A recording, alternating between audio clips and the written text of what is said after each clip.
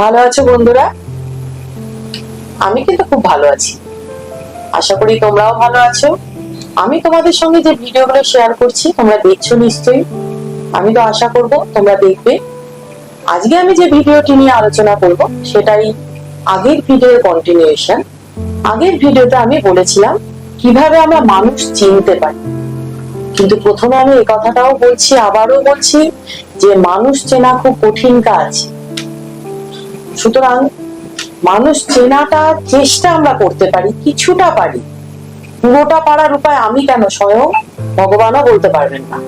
সুতরাং মানুষ চেনার জন্য যে দক্ষতাগুলো বা যে প্রয়োজনীয়তাগুলো বা যে টিপস গুলো দরকার সেগুলো আমি তোমাদেরকে কিছু আলোচনা করে বলে দিতে পারি। এর বেশি কিছু কেউ করতে পারবে না, বাকিটা তোমার বুদ্ধি। বুদ্ধিমান মানুষরা ঠকে কম, কিন্তু কেন? তারা মানুষকে অনেকটা চিনতে পারে, পুরোপুরি না হলেও তারা কিছুটা তার ইন্টেনশনসটা বুঝতে পারে। আমি আগের ভিডিওতে দুটো উপায় আলোচনা করেছিলাম মানুষ চেনার। আজকে আমি আরো কিছু উপায় বলবো।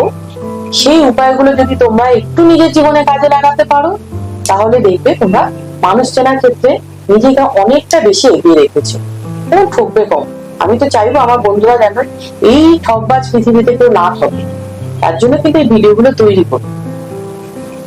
এবারে আমি বলি যে আমার ইউটিউব চ্যানেলটির নাম হলো rise and shine with Subhashree. আমি শুভশ্রী। আমার ভিডিওগুলো যদি তোমাদের ভালো লাগে অবশ্যই লাইক, কমেন্ট, শেয়ার করে সাবস্ক্রাইব করে দিও।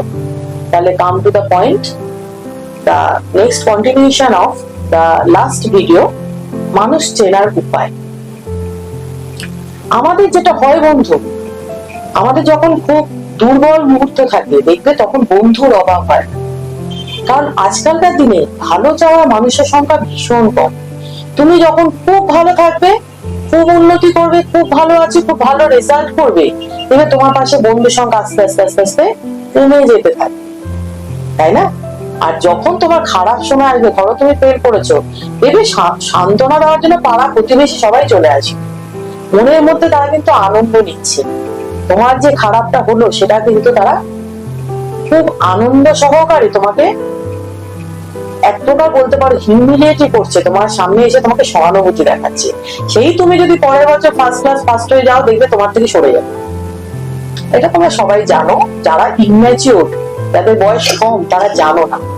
আর আমরা জানি অনেক সময় কি হয়, নিজে না ঠকা হতে আমরা অনেক কিছু জানি না, কারণ ঠকে যেভাবে মানুষ চেনা যায় অন্য কোনো উপায়ে মানুষ সেভাবে চেনা যায়। সেই জন্য যখন আমাদের দুর্বল মুহূর্ত আসে, বিশেষ করে ব্রেকআপটা একটা মানুষের জীবনে ভীষণ দুর্বল মুহূর্ত। মা বাবার সঙ্গে খুব একটা বড় রকমের সমস্যা, বাবা মায়েদের মধ্যে ডিভোর্স, সন্তানের জীবনে একটা বড় ঝড়, বড় দুর্বল মুহূর্ত, স্বামী স্ত্রীর মধ্যে বনিবনা না হওয়া বা ডিভোর্সের দিকে চলে গেল, এই ধরনের দুর্বল মুহূর্তে তোমার সহকর্মী, প্রতিবেশী, বন্ধু প্রচুর চলে আসবে। জানবে তারা কিন্তু তোমাকে ভালোবেসে কেউ আসেনি। হ্যাঁ, আমি এতটা নেগেটিভও তোমাদের বলবো না যে সব মানুষ খারাপ। কিছু মানুষ আছে যারা নিঃস্বার্থভাবে মানুষের উপকার করার জন্য আসে, তবে সেই সংখ্যাটা কিন্তু ধরতে পারো 1%। আমরা তো 1% নিয়ে চলবো না। 1%-এর কথা ভাবলে আমরা ঠকতেই থাকবো, সারাটা জীবন কি ঠকেই যাবো? সুতরাং আমরা ভাবো বাকি 99%-এর কথা। এই 99% যে মানুষগুলো যারা আমাদের জীবনে সুযোগ বোঝার জন্য বা সুযোগ খোঁজার জন্য এসে পড়েছে, যে দেখ বাবা তোর ডিভোর্স হয়েছে তো কি হয়েছে, তোর জীবনে আরো ভালো জীবন সঙ্গী আসবে, ওটাকে ছেড়ে দে। তোর ব্রেকআপ হয়েছে তো কি হয়েছে, তোমার লাইফে আরো 10টা খারাপ মেয়ে তোমার জীবনে চলে আসবে বা তোমার লাইফে 10টা খারাপ ছেলেও আসবে, খুব মিষ্টি মিষ্টি কথা বলবে। তখন কিন্তু ওই দুর্বল মুহূর্তে এমন একটা সময়, আজকে তোমরা যে মানসিক কন্ডিশনসে আমার ভিডিওটা শুনছো সেই সময় কিন্তু সেই মানসিক কন্ডিশনটা থাকবে না। তখন কিন্তু তোমার এই দুর্বল মুহূর্তে তার মিষ্টি কথাগুলো ভীষণ অমৃত মনে হবে। ওনাবে সে না জানে আমায় কত ভালোবাসছে, আমাকে তো টাইম দিচ্ছে, তোমাকে টাইম দিচ্ছে, তোমার কথাটা শুনছে, এটাই তোমার কাছে কিন্তু অনেক। তখন কি হলো, তুমি সেই মানুষটা ভালো না খারাপ তার ইন্টেনশনসটা, যেটা আমি আগের ভিডিওতে আলোচনা করেছি, ইন্টেনশনস বোঝার চেষ্টা করা তুমি করলে না, তুমি যথারীতি তার দ্বারা ট্র্যাক্ট হয়ে। আমি তো তোমাকে এই পয়েন্টে ফার্স্ট বলতে চাইছি যে তুমি ট্র্যাপড হবে না। দুর্বল মুহূর্তে বেশি সতর্ক হতে হবে, দুর্বল মুহূর্তে নিজের মনকে শক্ত করতে হবে, দুর্বল মুহূর্তে মানুষ চেনার চেষ্টাটা বেশি করতে হবে, তার উদ্দেশ্যটা বোঝার চেষ্টা করতে হবে। কিন্তু অনেক সময় তার সত্ত্বেও আমরা ভুল করে ফেলি, মানুষ মাত্রই ভুল করে। যদি ভুল হয়ে যায়ও, এবার আমরা কি করব সেটা নিয়েও আমি আলোচনায় আসছি। ধরো তুমি ভুল করে ফেললে, তুমি ট্র্যাপড হয়ে গেলে, ট্র্যাপড হওয়ার পরে তুমি বুঝতে পারলে যে জিনিসটা ঠিক হলো না, কিন্তু তুমি বেরোতে পারছো না। কিভাবে?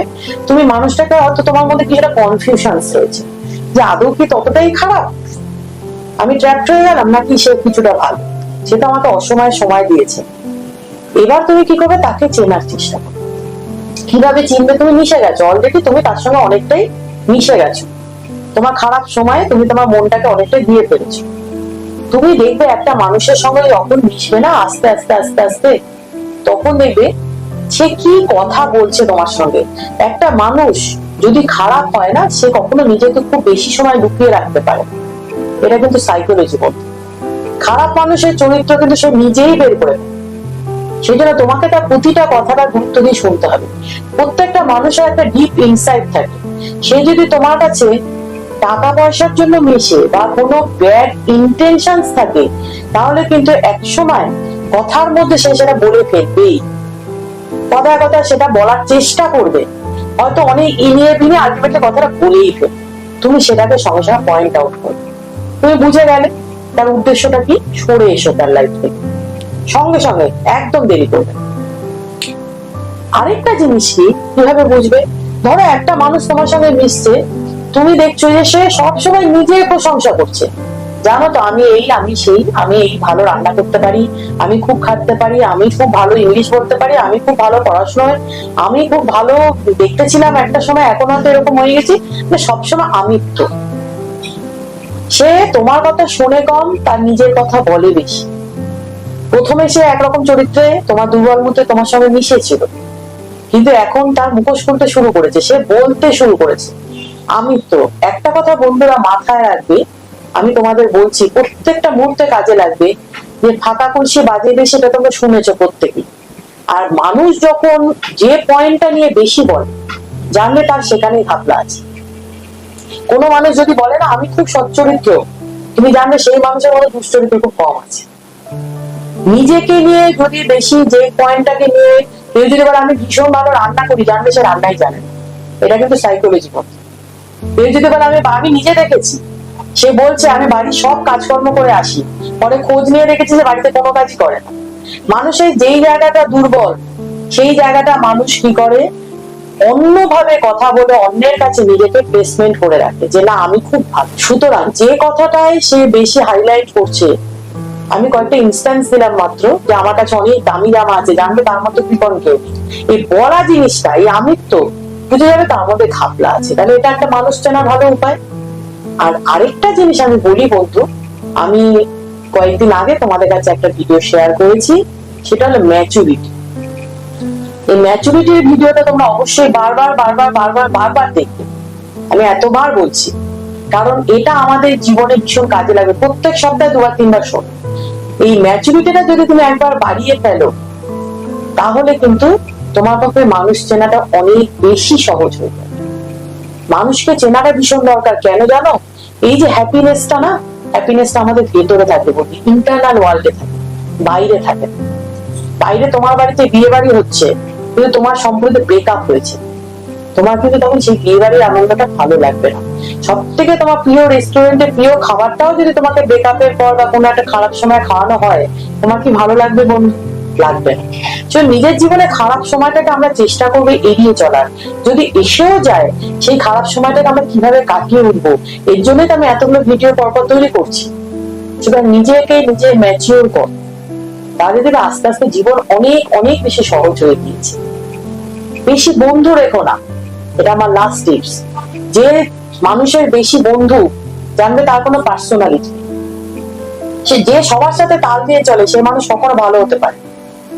যার যে প্রকৃত ভালো মানুষ, তার বন্ধু সংখ্যা কম হয়।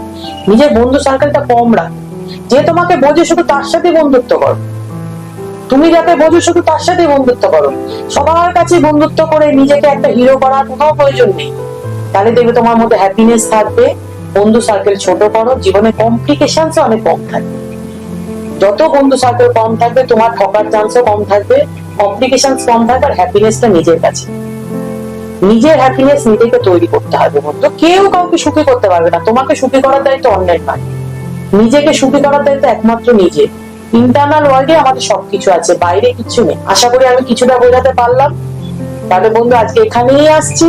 যদি আমার ইউটিউব চ্যানেলটি তোমাদের অন্য কোনো প্ল্যাটফর্ম বা অন্য কোথাও দেখো, সরাসরি ইউটিউব চ্যানেলে চলে যাও, সাবস্ক্রাইব করে দাও। তোমাদের লাইক, কমেন্ট, ভিডিও এবং এই ভিডিওটা তোমরা শেয়ারও করে দিতে পারো তোমাদের বন্ধুদের সঙ্গে, তাহলে তারাও উপকৃত হবে। সুতরাং এই তোমাদের লাইক, কমেন্টস ভীষণ জরুরি। কমেন্ট সেকশনে জানাও নিজের ব্যক্তিগত সমস্যার কথা। প্রত্যেক সপ্তাহে আমি ভিডিও তৈরি করি, অবশ্যই আমি তোমাদের জন্য ভিডিও বানাবো। তাহলে আজকের মতো এখানেই আসি। ভালো থেকো বন্ধুরা।